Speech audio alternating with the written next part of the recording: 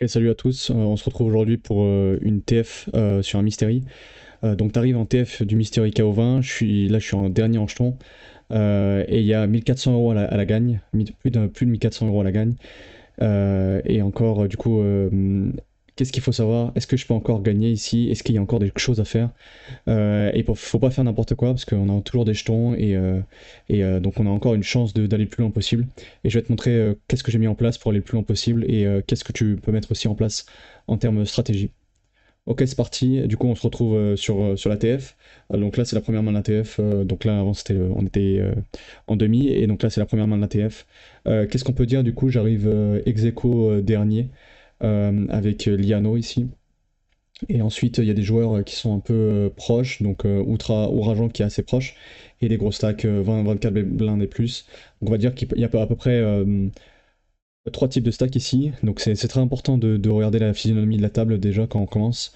Il y a trois types de stacks. Il y a nous deux les plus short avec Liano. Il y a Ouragan qui est un peu dans le milieu du pack. Et après, il y a Captain et les autres qui sont un peu plus hauts. On pourrait même rajouter une quatrième catégorie avec Captain qui est un peu tout seul et les trois autres qui sont à 30 blindes de plus. Mais bon, ce qu'il faut voir, c'est juste qu'il y a, ouais, il y a surtout les trois grosses phases ici, enfin trois gros placements, nous deux avec Liano, il y a Ouragan et il y a les quatre autres. Qu'est-ce qu'on peut noter d'autre? On peut noter que ici le KO vaut une blinde.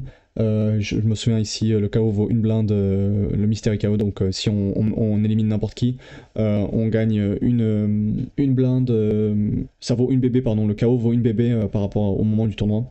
Je ferai une vidéo pour expliquer, je pense, comment calculer le KO ici en Mystery KO. Et du coup, ouais, juste là, du coup, ça vaut une blinde.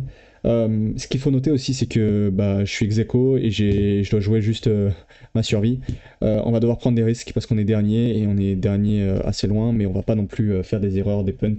Et on va essayer d'attendre des bons spots. Allez, c'est parti. Donc, Roi 4 off, c'est vraiment un fold, il n'y a rien à dire.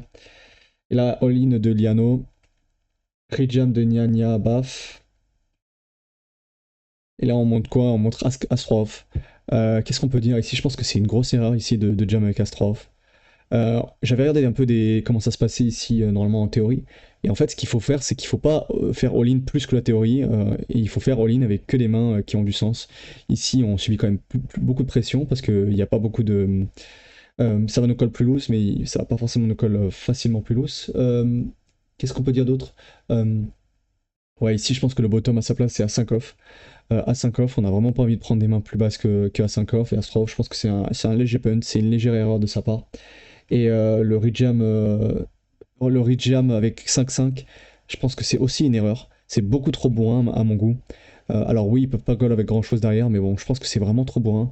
Et là, une des meilleures options pour moi, ça aurait été de just call, parce qu'il n'y a pas de call évident avec 5 blindes derrière. Et le KO valait pas non plus une tonne, donc je pense pas que ça va vraiment se battre pour le KO. En tout cas, là, je pense que c'est une erreur des deux.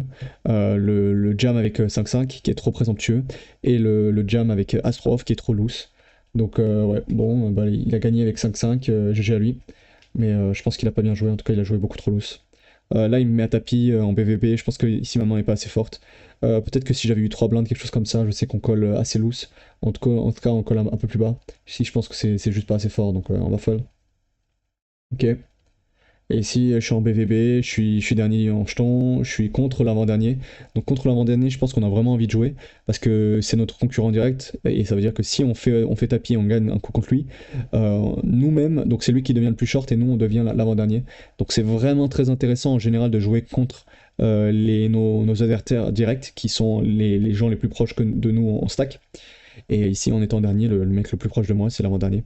Donc c'est vraiment important ici de prendre le spot, je pense, et il n'y a rien à dire, j'ai vraiment une tonne d'équité.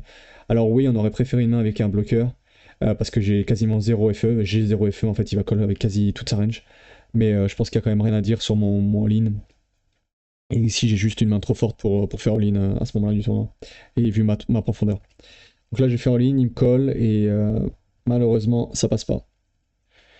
Voilà, c'était une vidéo rapide. On va juste faire un petit bilan sur qu'est-ce qu'on a pu voir pour l'instant. Bah, on a vu voir que même si on arrive short en TF, déjà, c'est important de prendre les paliers, c'est important de ne pas donner notre stack rapidement. Il y a des mains qu'on doit respecter, des jams qu'on doit respecter. Ici, avec As-3, il est parti trop bas. Et ensuite, 5-5 a jam aussi trop agressivement. En fait, il n'a pas pris en compte les joueurs derrière. Et si un joueur derrière se retrouve se réveille avec une main, c'est terrible son play, donc faut vraiment pas faire ça à sa place. Qu'est-ce qu'on peut noter d'autre? On peut noter ouais, c'est important de jump plus contre notre adversaire direct. Donc ici, Ouragan, c'est vraiment le gars contre qui on n'a pas envie de skip des spots, et parce que si on gagne contre lui, ça inverse les positions et on passe devant lui. Voilà, voilà. Donc si cette vidéo t'a plu et t'a aidé, n'hésite pas à liker la vidéo et à t'abonner. On se retrouve pour une prochaine fois dans une nouvelle vidéo. Allez, ciao, ciao.